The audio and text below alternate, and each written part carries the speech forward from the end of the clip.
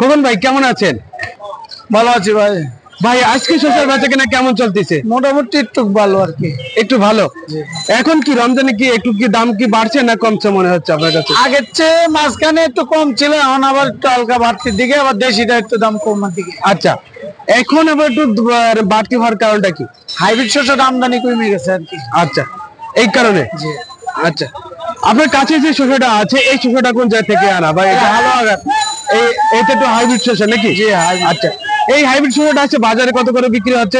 এটা বিভিন্ন রেট, 25 থেকে ধরে 30 পর্যন্ত বিক্রি হচ্ছে আর কি।